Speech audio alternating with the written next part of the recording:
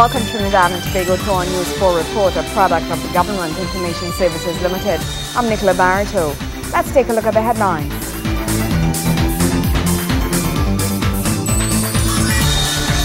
The Attorney General has chosen to address concerns over the construction of the Debe Point Fortin Highway. Couva North MP urges communities to work together with the police in order to better combat crime. And the Minister of the People tours Carenage as he launches his Direct Impact program in the area. Thank you for joining us. Attorney General the Honorable Annan Ramlogan has chosen to address concerns over the construction of the Debe Point Fortin Highway by bringing into the question the legality of protesters occupying state lands for their camp. His comments came as he addressed reporters on the matter. What right do they have to be there in the first place? That is the critical issue. If you have no right to occupy those lands, then you ought not to have been there in the first place. The government has engaged in consultation and dialogue with the highway reroute movement over the past months, and it is clear that they remain firm and wedded to their position, which is at odds with the position of the government, both in terms of policy and technical justification for moving forward. The Attorney General added that he had given advice to the National Security Minister, the Honorable Jack Warner, on the legal ramifications of the protest held. This type of lawlessness should not be tolerated. I gave him that advice when he was Minister of Works and Transport, and I found he was too slow to move then. When I saw what happened at Debe High School on Indian Arrival Day, where there was a breach of security and protocol of the highest order, where people had to be physically and forcibly removed by police, and then crying. It is as though they are trying to paint us into a corner. In other news, Couva North MP Ramona Ramdial is urging communities to work together with the police in order to better combat crime. Minister Ramdial was speaking at the launch of the Waterloo Community Policing Initiative in her constituency, where scores of residents gathered in the presence of several well-known law enforcers who assure them that they will be working assiduously with new initiatives and solutions to crime in the area. New policing initiatives being developed for the community of Waterloo and environs as several members of the Trinidad and Tobago Police Service were joined by Couva North MP Ramona Ramdial at the launch of the Waterloo Community Policing Initiative. Minister Ramdial says the initiative will go a long way in fighting crime in that community. As a community and as residents living within communities in our constituency, we needed to be proactive, come out as a group and support the policing, the community policing initiative, and get the members from the protective services in order to help our people fight crime. Residents are being encouraged to come forward with information which may assist police officers in investigations. This, the Couva North MP says, will greatly help in preventing similar occurrences of criminal activity in future. Because as you may notice in Trinidad and Tobago, it is not a one-way street in really combating crime. You have to work together with the residents hand in hand. A lot of intelligence comes out from the residents who live within the communities with respect to identifying criminals in their communities. So a lot of intelligence will come out from you in the future days ahead of us. Inspector BDC, of course, will be responsible for initiating the structure, for helping us form this committee tonight, because he's very famous for that community policing initiative. And with the help of Senior Superintendent Dulal Chand and Superintendent Abraham from the Couva and Chaguanas police stations respectively, we are going to really form some very tight-knit communities via these community policing groups, where it is we'll be able to help the police with their jobs in combating crime in Couva and environs. Minister Ramdial adds that the initiative can put a significant dent on crime if it is adopted by other communities. Hopefully, this initiative will take root in many other areas. I know that Inspector BDC and this team here in front of you have been working very hard throughout the central area trying to form these groups, and they have been initiating a series of other programs whereby the community residents work proactively with the police service in combating crime.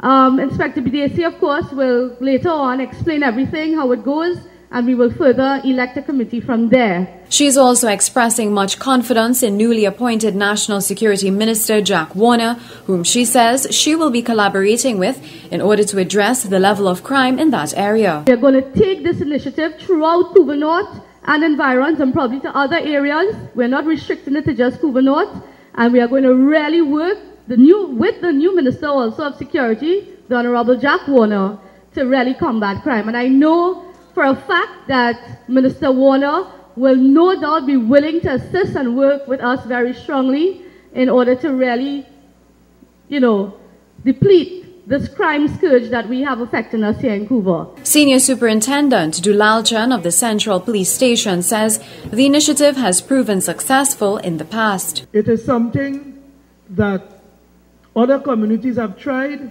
and they have seen criminal activity reduced to almost zero. We are here, as the Minister said, we the police cannot do it alone. You are the people who live in the communities. You know what is happening in your communities. You work in your communities. You recreate in your communities. We are hoping that after today, that we want to create a bond. Firstly, you have to create a bond amongst yourselves. Different communities, different streets.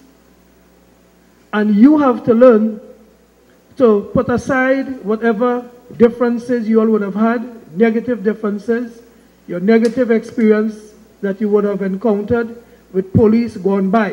Veena Bharath, News 4. Persons living in Carenage seeking government assistance will be relieved to know that government is instead seeking them out.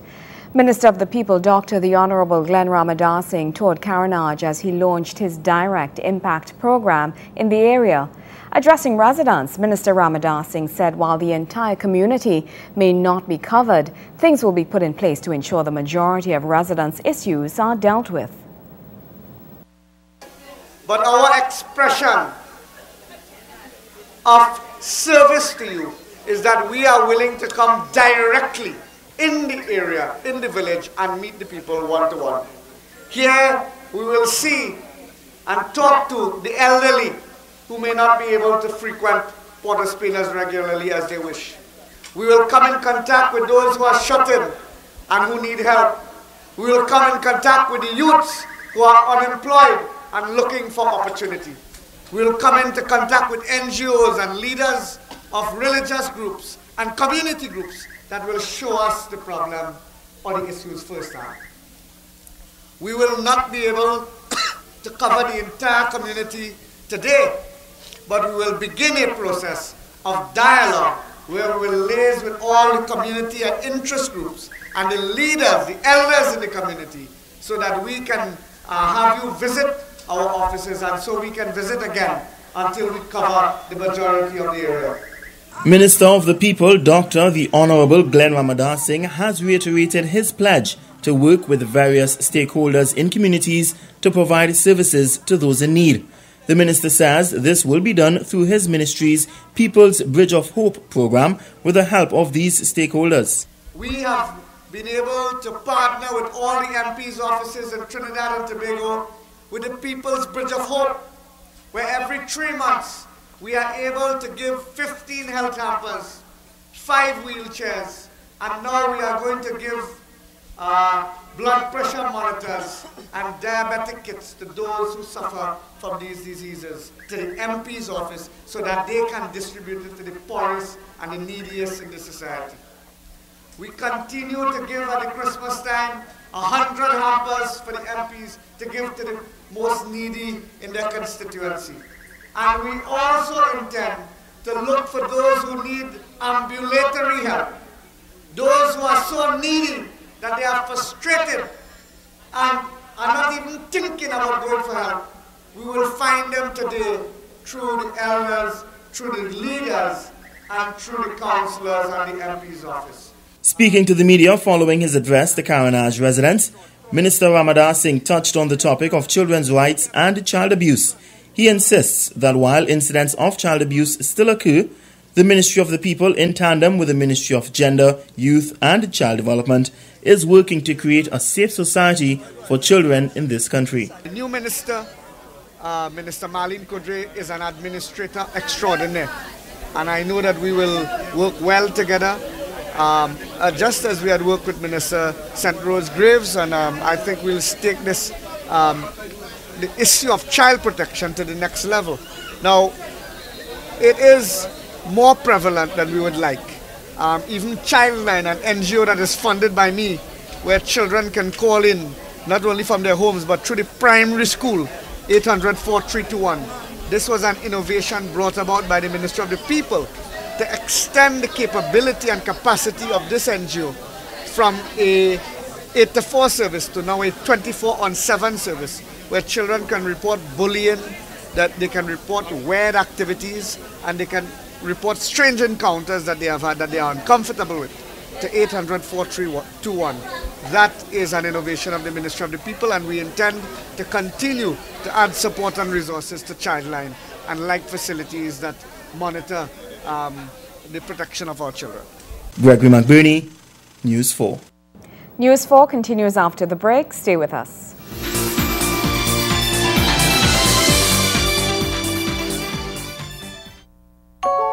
The iPhone 4S has an all-new camera with 8 megapixels and advanced optics. So it lets you capture stunning photos. And because it's an iPhone, you can do things you never imagined possible with a camera. So maybe the only camera you need is the one on the most amazing iPhone yet.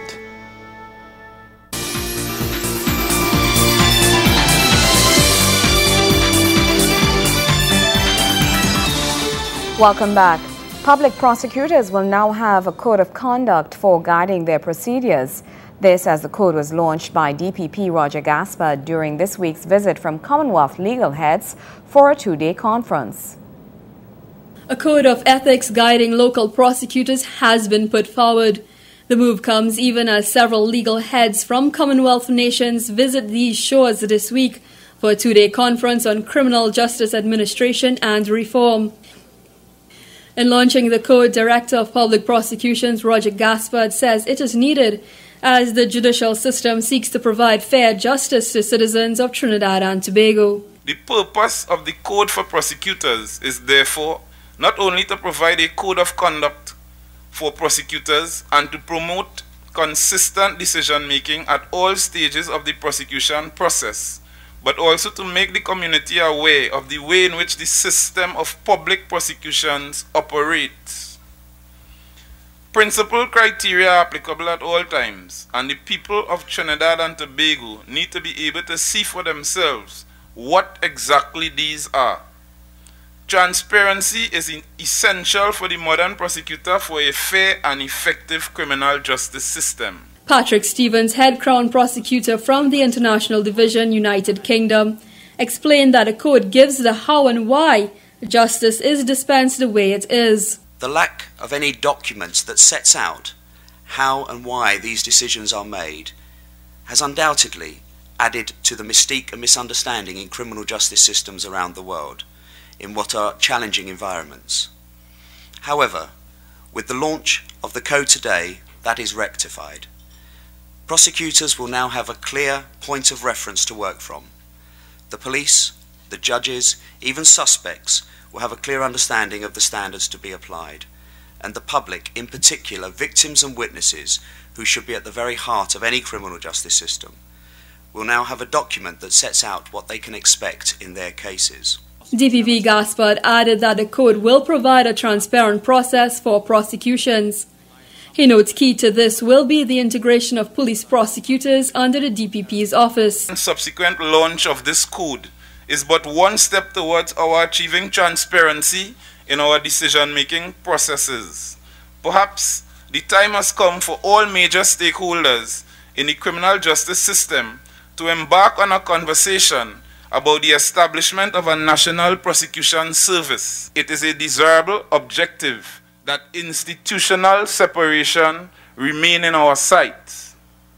Thus, while the police must be complimented for their Herculean efforts as prosecutors, and we owe them a huge debt of gratitude. It is desirable that these police prosecutors be integrated under the management of the Director of Public Prosecutions, rather than under the command of the police, which is the situation which currently obtains in this jurisdiction. Exactly how this integration may be effectuated is a matter that has to be chiseled out. The Code for Prosecutors will not only provide a code of conduct for prosecutors, but promote consistent decision-making at all stages of the prosecution process, but also to make the community aware of the way in which the system of public prosecutions operates. Kimberly Ramkalawan, News 4. Justice Minister the Honorable Herbert Volney is proposing the removal of juries in the judicial system as he looks to reduce the backlog of cases that are presently causing the delays in bringing about justice at the local courts. Minister of Justice Herbert Volney made the announcement as he addressed the Commonwealth North Atlantic Law Ministers meeting at the Trinidad Hilton Hotel in Port of Spain, where he pointed to India and Belize as examples of places where trials are heard before judges and without the benefit of juries. In an attempt to rid the backlog of criminal trials in the judicial system, Justice Minister Herbert Volney says plans to do away with the juries may be the next move. The minister made the disclosure during the two-day Commonwealth North Atlantic Law Ministers meeting at the Hilton Trinidad, which is themed 50 Years of Criminal Justice, 1962 to 2012. In outlining the new measures, Minister Volney says under this, anyone charged with a crime and committed to stand trial at the High Court will only be tried by a judge. How relevant, how affordable is the jury trial in any of its forms? India has done away with the jury trial, and Belize to a certain extent. How have we dealt with pre-trial procedures, and how relevant or even useful is the preliminary inquiry in its present form? Why are our criminal trials so time-consuming? How can we optimize use of precious judicial time? Has the law of criminal evidence hindered or advanced the cause of the criminal justice? There are many questions for which I challenge our speakers to suggest answers. He says under this, not only will time be saved, but money and other resources as well. The minister added that legislation to remove the need for preliminary inquiry to be held before a magistrate and instead for paper committals in indictable matters to be presented has already been introduced. With the impending introduction of new offender-friendly options for sentencing tribunals and the reworking of plea bargaining procedures, it is anticipated that most non-capital causes will not go to the full way of the criminal trial. If persons accused of criminal infractions of the law can be reasonably assured that incarceration in a penal institution for inordinately long and destructive terms of imprisonment may be avoided, it is likely that closure will come at the stage of arraignment. Minister Volney also noted plans to change the culture held by legal practitioners in the dispensation of justice, as too many lawyers were more likely to waste time before a jury than a judge. How then do we as law ministers tackle this problem of backlog and overload in our judicial systems? Much of this problem is systemic and may be addressed by statutory interventions. But much, however, is mired in a bad boy culture of practice, long inherited and perpetuated by practitioners, bereft of any social perspective of function and role. Kimberly Ramkalawan, News 4. News 4 continues after the break.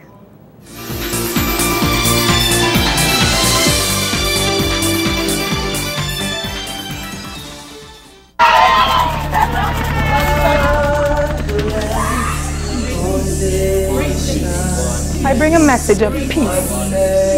P-E-A-C-E. It's about patriotism, environment, and citizenship education, calling you or youths between the ages of 14 to 20 become a trainee in the Peace Program nationwide. Just 6 weeks of peace training starting 9 July. Come join us 2 days a week. From 9 to 3. Over the age of 18. You want to be an instructor in this program? Your training starts from the 25th to the 29th of June. Interested in becoming a trainee or instructor? You can call us at 625-2652 or 625-9557. Or visit us online at peaceprogram2012@gov.tt. The Peace Program. Promoting patriotic citizenship. An initiative of the Ministry of National Security for the 50th anniversary of Trinidad and Tobago's independence.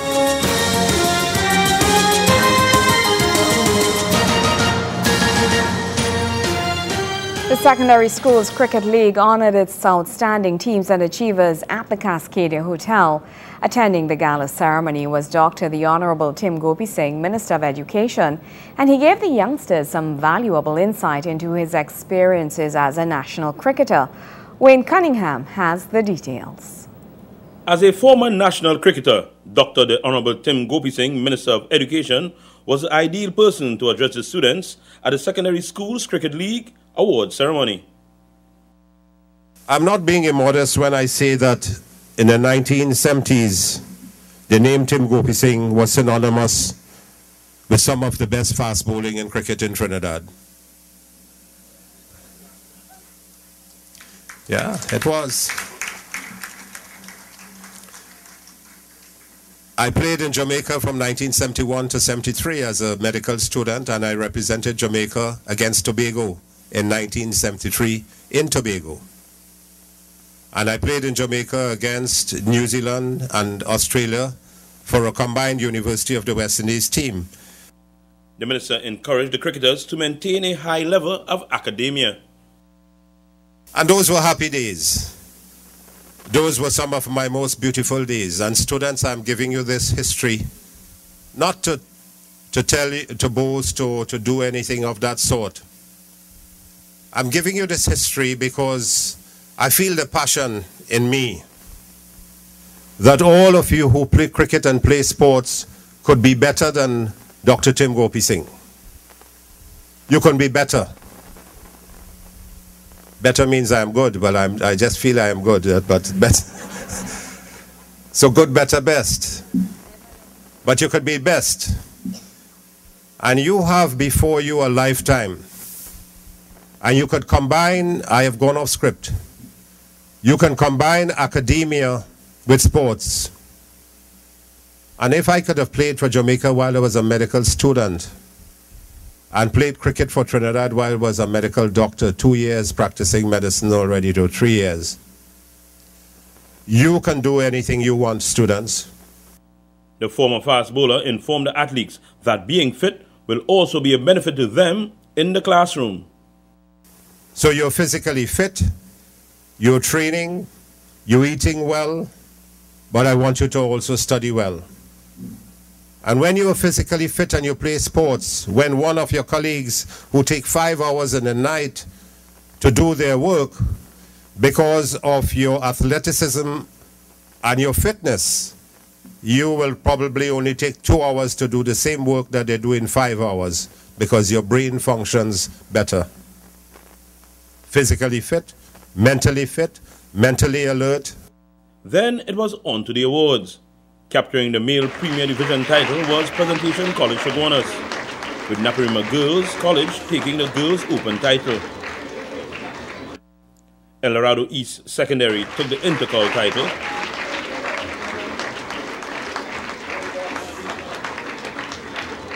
The Female Player of the Year was Chanel Nanlal of Naparima Girls. Stephen Warwood of Trinity College East took the honors as Male Cricketer of the Year.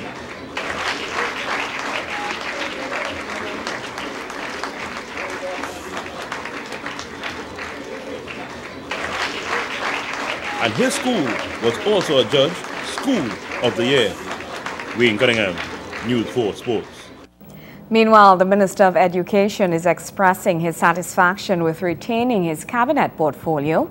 Speaking at the 16th Annual Prime Minister's Charity Golf Tournament, Minister Gopi Singh said the decision by the Prime Minister to leave him as Education Minister is a display of her confidence in him. I'm quite happy that the Prime Minister has shown her confidence by leaving me in the Ministry of Education, and I hope to continue to work as best as I can in the ministry to fulfill the dreams and aspirations of the young children of Trinidad and Tobago. Education Minister Dr. the Honorable Tim Gopi Singh has pledged to continue to work with education stakeholders to ensure a better education for all children in Trinidad and Tobago. The minister made the promise while speaking to the media at the Prime Minister's Charity Golf Tournament. Minister Gopi Singh also thanked teachers for the support he received from the beginning of his tenure as Minister of Education. I thank the teaching fraternity and all the stakeholders in education for their tremendous words of wisdom over the last 2 years and for their support, and we intend to continue to work together for the benefit of the 250,000 children in Trinidad and Tobago. Dr. Gopi Singh said plans are still go for a number of areas which he planned to address in the education system. Taking the form of those plans appears to be the government's plan to provide a quality education for children with special needs. The minister sought to give more details into what else his ministry has planned. Well, we have to, over the next 3 years, including this year, we have to give the 17,000 laptops to the students annually. We want to bring on the universal early childhood education, look after the special needs of our students who do have special needs. We want to ensure that we build the centers that we're supposed to build for them and make sure that they are part of the mainstream of the education system. And we have assigned 16 priority areas for ourselves, which we will be moving towards fulfilling. Gregory McBurney, News 4. Well, that's how we wrap up this edition of our News 4 report, a product of the Government Information Services Limited. I'm Nicola Barreto. Thank you so much for joining us.